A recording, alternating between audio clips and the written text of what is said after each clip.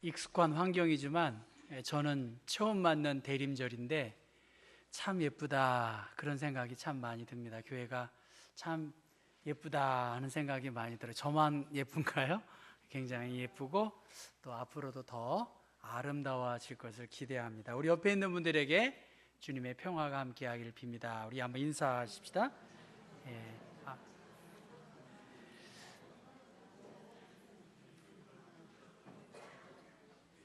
예. 오늘은 우리가 주의 것이로다라는 제목으로 말씀을 전하려고 합니다. 같이 해볼까요? 시작. 우리가 주의 것이로다. 한 번 더. 우리가 주의 것이로다. We belong to the Lord죠. 우리가 주님께 속했다. 그 이야기입니다. 로마는 거대한 도시입니다. 그리고 교회도 자연스럽게 다양한 인종들이 공존했을 것입니다. 유대인 그리스도인들 또 이방인 그리스도인들이 한 하나님, 같은 하나님을 섬기면서도 입장의 차이가 있었습니다. 특별히 로마서 14장의 말씀은 제 성경책으로 보면 형제를 비판하지 말라, 그리고 형제로 꺼리끼게 하지 말라 하는 교회 안에서의 갈등의 문제에 대해서 이야기하고 있는데 두 가지입니다. 음식의 문제, 그리고 하나님을 예배하는 날짜의 문제입니다. 이날이 좋냐 저날이 좋냐 그것이고요. 그러니까 구약의 전통에 따라 예배 드리는 안식일인 토요일날 예배 드리는 것이 맞다? 아니다. 예수께서 부활하신 날을 기념하는, 부활의 새벽을 기념하는 일요일날로 예배 드리는 것이 마땅하다. 이제 그렇게 이야기했습니다. 또 이방신에게 제사 지낸 음식을 먹을 수 있느냐, 먹어서는 안 되냐, 그것 가지고 갈등을 했습니다. 제가 로마에 가보니까요, 만신전이라고 있더라고요. 만신전, 여러 신전이 있는데 만자라고 하는 게 일만 만자니까 많다는 거 아니에요. 많은 신을 섬기는 그 제단이 있더라고요. 그래서 제가 뭐 로마의 신화를 읽지 않더라도 로마는 여러 신들을 섬기는 곳이었었겠구나, 그렇게 생각이 되었습니다. 시장에서 거래되는 대부분의 고기는 신들에게 제사를 지낸 그 다음에 유통이 되는 그러한 물건이었습니다. 여러분께 한번 제가 여쭤보려고 그래요. 다른 신에게 제사한 그 고기를 여러분은 먹을까요? 하는 거에 여러분이 나는 그거 관계없이 먹는다. 한 분만 머리를, 세네 분, 다섯, 여섯, 일곱, 여덟 분.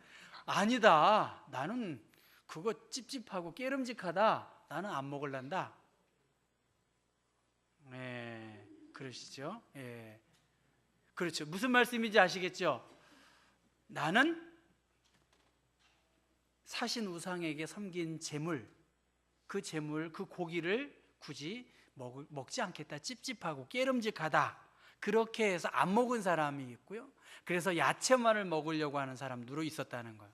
반대로 이 세상의 신은 한 분밖에 없다. 한 분밖에 없는 하나님이기 때문에 만약 내가 다른 신에게 섬긴 것을 먹는 것에 대해서 깨름직하게 했다는 것은 다른 신이 있음을 인정하는 것이다. 나는 인정할 수 없다. 그래서 나는 그것에 개의치 않고 먹겠다는 거예요. 무엇이 맞을까요? 각자의 입장에 따라 다를 수가 있을 것입니다. 다윗과 골리앗처럼 믿음이 커가지고 그런 것에 대해서 전혀 꺼리낌이 없는 사람이 있는 반면에 그런 것에 대해서 걸려 넘어질 수 있는 사람이 있다는 거예요. 그렇기 때문에 고기를 먹는 사람, 혹은 주일이든 토요일이든 예배 드리는 사람, 그것에 대해서 가타부타 말하고 불평하고 원망하는 것은 적절하지 않다는 거예요. 하나님을 섬기지만 서로 다른 견해가 있다는 것입니다. 로마 시대의 그리스도인들은 살아도 그리스도를 위해서, 죽어도 그리스도를 위해서 죽겠다고 하는 열심이 있었던 사람이에요. 열심을 가지고 있었지만 음식의 문제나 날짜의 문제로 인해서 신앙이 갈리고 마음이 갈렸습니다. 그래서 오늘 14장 1절 말씀 같이 읽어볼까요? 믿음이 연약한 자를 너희가 받되 그의 의견을 비판하지 말라.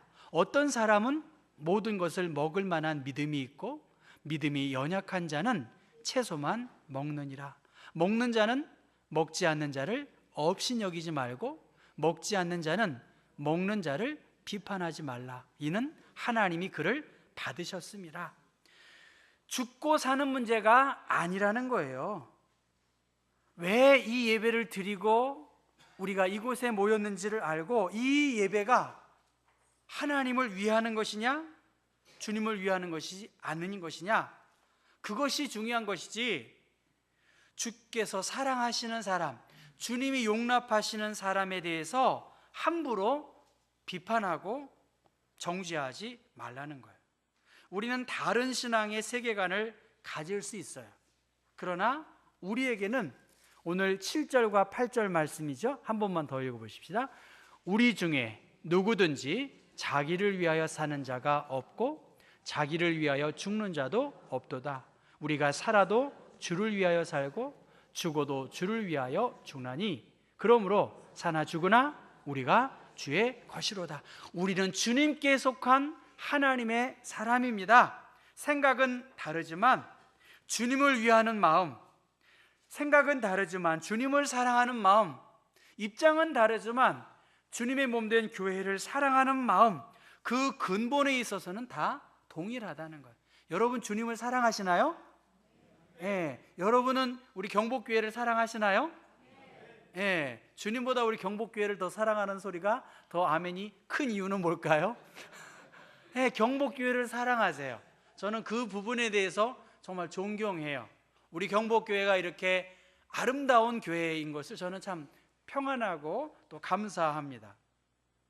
먹고 사는 것이 중요하다. 무엇을 먹고 언제 예배 드리는 것이 중요한 것이 아니라 내 삶의 근본 동기와 목적이 주님을 위한 것인가, 하나님이 기뻐하시는가, 살든지 죽든지 우리는 주님을 따라야 하는 존재라는 거예요. 사나 죽으나 우리는 주님의 것입니다. 그렇게 말씀하십니다.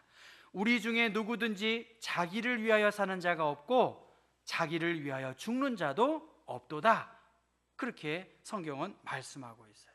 살든지 죽든지 주님을 따라야 하고 주님이 원하시는 일들을 해야 한다는 거예요. 하나님을 믿으면서도 우리의 정치관, 우리의 세상을 바라보는 입장, 교회에 대한 의견 다 다를 수 있어요. 전 여러분의 마음속에 제 목회에 다 의견을 모으시리라고 생각하지는 않아요. 그리고 여러분들이 생각은 있으시지만 좀 참고 계시다라는 것도 알고 있어요. 제가 그렇게 어리석지는 않습니다. 조금 다를 수 있다는 거예요. 하나님을 믿어도 한 자식들, 제 아이들도 다 다르더라고요. 저희 애들도 보면 그렇더라고요. 그러나 중요한 것은 우리는 주님께 속한 주님의 영광을 드러내는 일에 대해서는 우리가 마음을 모아야 하죠. 내가 보기엔 저 사람 아니야, 내가 보기에는 저 사람을 용납할 수가 없어. 그러나 내가 좋다 나쁘다 할 것이 아니라는 거예요. 왜? 하나님이 그를 이미 하나님의 자녀로 받아주셨고 하나님이 너는 내 아들이다, 너는 내 딸이다 그렇게 말씀하시고 나도 하나님께 속해 있지만 나와 생각이 다른 그 사람들도 주님의 소유된 백성이라는 거예요. 한 예를 들면 여러분, 저는 우리 왜 이렇게 미국 성조기를 들고 데모하는지 저는 그건 이해할 수가 없어요. 그들의 입장은 이해하지만 그건 전 이해할 수가 없어요. 근데 예를 들면 미군 군인이 말이죠, 한국에서 범죄를 저질렀어요. 잘못을 저질렀어요. 그럼 어떻게 될까요? 대한민국 경찰이 미국 군인을 함부로 이렇게 할 수 있을까요? 아니면 동남아의 어느 군인이 한국에 왔어요. 한국 경찰이 어떻게 할까요? 미국 군인 우리가 함부로 할 수 없어요. 왜 그렇죠? 대한민국의 통치 아래 있지만 어떻습니까? 미군은 그들의 시민권이 미국에 있기 때문에 미국 사람들 함부로 건드리면 큰일 납니다. 그렇죠? 안 그래요? 그래요? 그렇지 않습니까? 그렇죠? 함부로 할 수 없어요. 물론 미국의 법이 준해서 그렇게 판단하지만 자기의 백성을, 미국 사람을 한국 사람들, 한국 정부가 함부로 했다가는 그 사람들이 가만 있지 않을 것입니다. 이와 동일한 거예요. 하나님의 택한 백성들, 내가 너를 사랑한다. 그래서 주님께서 피 흘려 죽으시기까지 사랑한 나와 다른 그 사람을 우리가 함부로 판단하거나 정죄해서는 안 된다는 거예요. 언제 무엇을 하든지 우리의 궁극적인 목적, 그것은 주님을 위하는 일에 동일하다면 서로 다른 것들을 인정해야 된다는 거예요. 여러분 한번 이 말씀을, 고린도후서 5장 말씀을 같이 한번 읽어보겠습니다. 그가 모든 사람을 대신하여 죽으심은 살아있는 자들로 하여금 다시는 그들 자신을 위하여 살지 않고 오직 그들을 대신하여 죽었다가 다시 살아나신 이를 위하여 살게 하려 합니다. 예수께서 왜 죽으셨고 예수께서 왜 부활하셨는지, 그 예수를 믿는 그 사람들은 자신만을 위하여 사는 것이 아니라 나를 위하여 십자가에 못 박혀 죽으신 그분을 위하여, 그분의 뜻과 그분의 영광을 위하여 사는 것, 그것이 우리를 향한 하나님의 뜻이라는 거예요. 사나 죽으나 우리는 주님의 것이다. 그리스도와 연합된 삶을 사는 우리들이, 그리스도 안에 형제된 자매된 우리들이 서로 다른 것을 인정해야 한다는 거예요.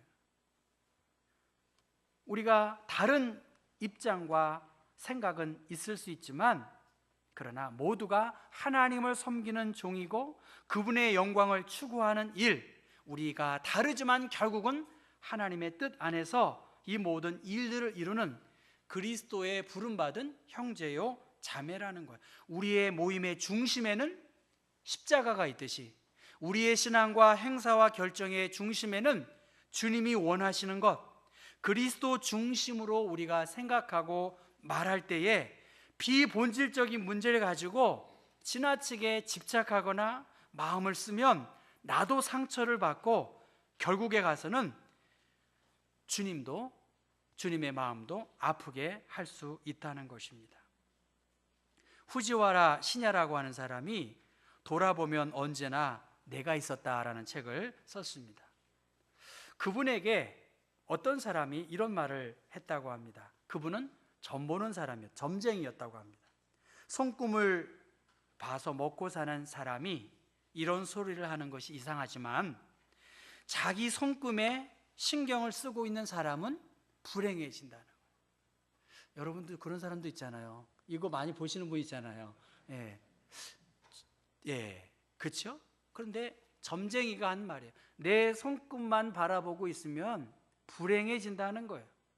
자기만 생각하는 사람이란 그만큼 걱정거리를 안게 된다는 거예요. 그러니까 손금에 연연하는 것을 졸업해야 합니다. 그래야 살아갈 용기가 생깁니다라고 말했다고 합니다. 이 이야기를 인용한 정신과 의사는 이렇게 계속 이야기합니다. 인간은 자기 자신에게만 몰두하면 불행해집니다.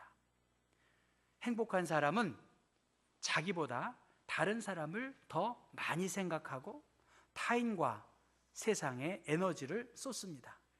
사람과 세상에 대한 관심이 줄어들면 생기를 잃고 맙니다.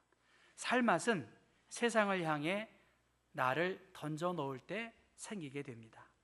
나는 누구인가에 대한 고민도 필요하지만 나를 둘러싼 지금 이 순간의 현실에 최선을 다하는 것이 더 중요하지 않겠습니까? 인간은 자신을 벗어난 무언가에 헌신할 때 비로소 진정한 자기를 깨닫게 되는 존재가 된다라고 말합니다. 무슨 말인지 아세요? 내 문제 혹은 내 교회, 우리 식구 이렇게만 생각하면 우리는 아무런 생동감도 없어요. 그러나 하나님의 영광을 위한, 주님이 기뻐하시는 일들을 위해 우리의 삶이 헌신되어지고 상대방의 다름을 인정할 때 자신을 벗어난 무언가 헌신하는 그 속에서 특별히 연약한 자들, 그들을 돌볼 때에 더 에너지가 솟아난다는 거예요. 이것은 로마 그리스도인들 뿐만이 아니라 오늘 우리에게도 동일해요. 그러므로 사나 죽으나 우리는 누구의 것인 거예요? 주님의 것이에요. 나도 주님의 것이고 나와 함께한 믿음의 자녀들, 형제들 다 주님의 것이에요. 우리의 시간도 주님의 것이고 우리의 건강도 우리의 물질도 주님의 것이다. 이것을 주님의 영광을 위해서 사용한다면 하나님이 더 기뻐 받으신다는 거예요. 그런데 만약 하나님이 받으시는데 하나님이 오케이 하셨는데 내가 계속 아니다라고 말하면 어리석은 것이죠. 우리가 알고 있는 잃은 아들의 비유 여러분 아시죠? 아버지로부터 유산을 다 미리 상속받은 둘째 아들이 허랑방탕하게 생활하다가 아버지께로 온 거예요. 누가 용납했나요? 아버지는 용납했는데 누가 용납하지 않았죠? 형은 용납하지 않았어요. 잔치를 베풀었을 때에 오히려 이 형은 자기의 피부치 동생임에도 불구하고 노하고 잔치에 참여하지 않고 오히려 아버지에게 더 고통스러운 말들을 남기고 있었던 것입니다. 아버지가 받아주시는데 동생이 뭐라고 할 거예요? 우리의 신앙생활 가운데에서도 이런 부분이 있을 수 있다는 거예요. 그래서 성경은 오늘 우리들에게 여러분 한번 10절 말씀을 같이 한번 읽어보겠습니다. 우리 9절과 10절 읽어볼까요? 이를 위하여 그리스도께서 죽었다가 다시 살아나셨으니 곧 죽은 자와 산 자의 주가 되려 하심이라. 내가 어찌하여 내 형제를 비판하느냐? 어찌하여 내 형제를 업신여기느냐? 우리가 다 하나님의 심판대 앞에 서리라. 계속 기록되었으되 주께서 이르시되 내가 살았노니 모든 무릎이 내게 꿇을 것이요 모든 혀가 하나님께 자백하리라 하였느니라.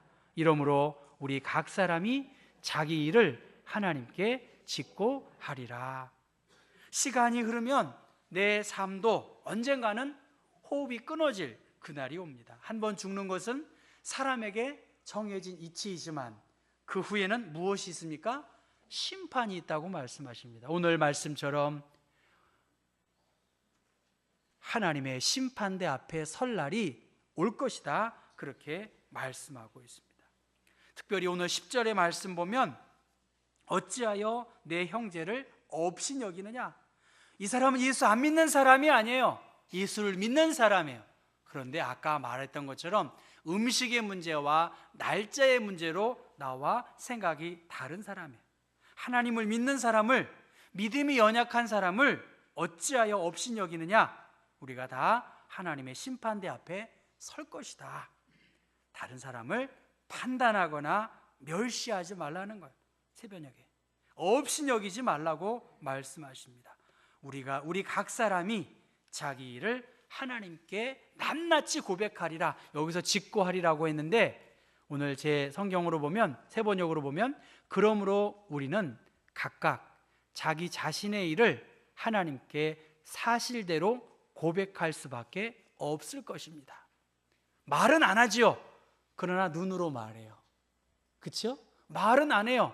그러나 눈으로 무시하고 멸시하고 없이 여길 수가 있다는 거예요. 그것까지도 직고한다는 것은 사실대로 하나님 앞에 고백할 수밖에 없다. 왜? 하나님은 모든 것을 다 아시는 하나님이시고 하늘과 땅의 모든 권세를 갖고 계시고 하나님께로부터 예수 그리스도에게, 심판자로 오신 예수 그리스도에게 이 심판을 맡겼기 때문에 그리스도 안에서 한 몸을 이룬 형제 자매 안에서 되어지는 그 일들을 하나님은 하나님 앞에 다 말할 수밖에 없을, 입으로 사실대로 고백할 수밖에 없다는 것입니다. 그러므로 내 생각에, 내 경험에 맞지 않는다고 해서 다른 사람들을 비방하고 업수히 여기는 것은 그 상대방의 소유권자이신 하나님께 대하여 불평하고 원망하고 하나님의 영광을 가리우는 그러한 행태라는 것입니다. 참된 그리스도인은 그런 의미에서 로마서 13장의 말씀은 그리스도로 옷 입은 사람이에요. 우리는 예수 그리스도로 옷 입은 사람이에요. 다른 사람들을 판단하거나 업수히 여긴다는 것은 결국은 우리가 하나님 앞에 정죄받을 수밖에 없다는 것입니다. 오늘 고린도전서 6장의 말씀을 한번 같이 읽어보십시다. 너희 몸은 너희가 하나님께로부터 받은 바 너희 가운데에 계신 성령의 전인 줄을 알지 못하느냐. 너희는 너희 자신의 것이 아니라 값으로 산 것이 되었으니 그런즉 너희 몸으로 하나님께 영광을 돌리라. 여러분 안에 거하시는 성령님, 여러분을 통해서 영광 받기를 원하시는 그 성령님, 내가 우습게 여기고 내가 멸시하고 내가 업신여기는 그 그리스도인들에게도 하나님의 성령님이 거하시는 거룩한 존재라는 것을 우리가 기억하고 너희 몸을 하나님께 영광을 돌리라고 주께서 말씀하셨습니다. 빌립보서 1장 20절에 같이 읽어볼까요? 살든지 죽든지 내 몸에서 그리스도가 존귀히 되게 하려 하나니. 여러분, 살든지 죽든지.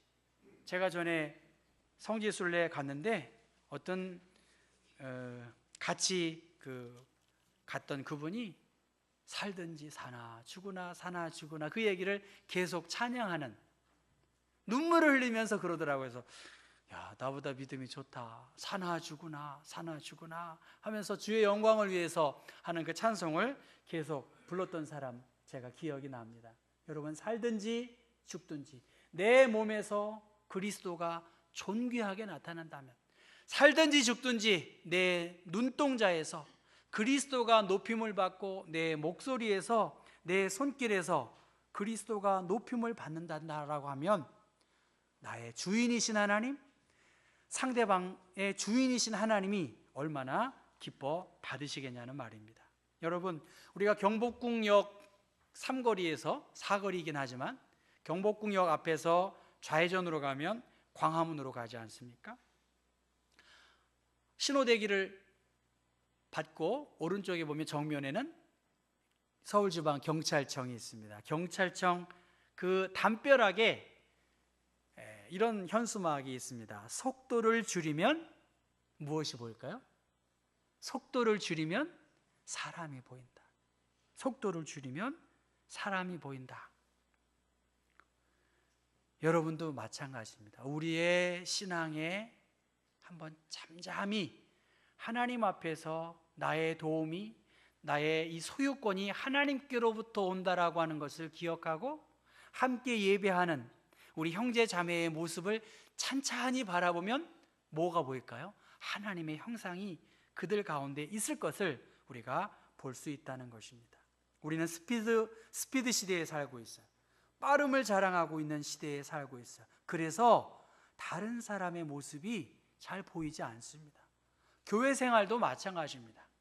전 주일을 한번 반으로 나누어서 주중에 날짜를 정해서 여러분들의 모습을 좀, 여유 있는 모습을 좀 보고 싶어요. 주일 말고 수요일 날 모습 보면 정말 반갑겠고요, 그렇게 좀 특별한 날 성경 공부 시간에 만나면 너무나 반가울 것 같아요. 그러면 그분의 모습이 보일 것 같아요. 일주일에 한 번 만나서 한 시간에 한 번에 모든 것을 다 하니까 사실은 차분히 교제가 이루어지지 않고요, 함께 모이는 공간이지만 내가 손잡고 나와 눈 마주치는 사람이 많지 않습니다. 특별히 우리 교회는 이 각 신도의 사무실이 너무나 많아서 거기에 딱 들어가 있으면 아무도 몰라요. 가지 않으면 몰라요. 그래서 이거 어떻게 이게 좀 보일 수 있을까, 그런 고민들을 합니다. 여러분, 여러분의 눈에 안 보이는 사람이 많다는 거예요. 내 눈에, 내 손에 터치가 안 되는 사람이 많다는 거예요. 그들 또한 하나님의 자녀고 하나님이 사랑하는 하나님의 택한 백성입니다. 저는 우리 경복교회가 여러분의 눈에 좀 시야가 넓어졌으면 좋겠어요.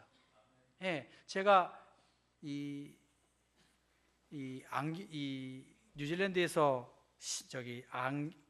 테스트를 하는데요, 제가 눈이 그렇게 좋지 않아요. 그런데 4칸이 보여야 돼요. 그러니까 숫자가 있는데 망원경처럼 쓰는 그걸 이렇게 대야 되는데 칸이 4칸이 보여야 돼요. 근데 눈이 좋으면 4칸이 보이는데 눈이 안 좋으면 3칸밖에 안 보이는 거예요. 그래서 이 안경 쓰는 컨디션으로 제가 받았어요. 그래서 안과에 가서 이 눈이 정상이다 하니까 그 증명서를 가지고 왔을 때 제 라이센스가 풀 컨디션이에요. 보이지 않는 거예요. 눈은 정상이지만 그러나 더 자세하게 보려면 세 칸밖에 안 보이는 거예요. 제가 무슨 말인지 여러분 잘 모르시죠? 이걸 보면 다른 부분이 안 보여요. 그런데 시력이 좋은 사람은 한 칸이 더 보여서 한 칸이 더 보여야 정상적인 운전자의 라이센스를 준다는 것입니다. 여러분 또한 마찬가지예요. 내 문제만 보고 내가 아는 사람들만 접촉하고 교제한다면 하나님이 이왕 쓰는 거 한 칸 더 봐라 하고 여유롭게 넉넉하게, 그들도 나의 백성이고 그들도 핏값으로 세워주신 하나님의 자녀다. 대림절 첫 주일을 맞습니다. 기다림의 시간이에요. 이제 분주함을 내려놓고 주님도 여러분 보이셨으면 좋겠고, 여러분 눈 속에 좀 멀어져 있는 사람들도 좀 보여질 수 있기를 바라요. 내 인생의 속도를 줄이면 주님께서 보여주신 것, 내 인생의 마음을 좀 주님께 맡기면, 그리스도로 내가 옷 입은 자라면 살든지 죽든지 주님이 원하시는 일들을 위해 따라가는 것, 그것이 그리스도입니다. 바라기는 오늘 말씀처럼 넘어짐에 주의하셔야 돼요. 그리고 마지막에 심판대 앞에 설 그날이 우리 앞에 있어요. 특별히 믿음이 연약한 사람, 내가 품어야 할 사람, 나만 좋은 사람, 이것이 아니라 살든지 죽든지 살아도 죽어도 정말 주님의 존재임을 우리가 알고 내가 주님의 사람인 것처럼 우리 경복교회 한 식구된 우리들이 그들 또한 하나님의 사람임을 우리가 인정하고 따뜻하게 맞아주고 손 내미실 수 있는 그러한 복된 대림의 기간이 되기를 주님의 이름으로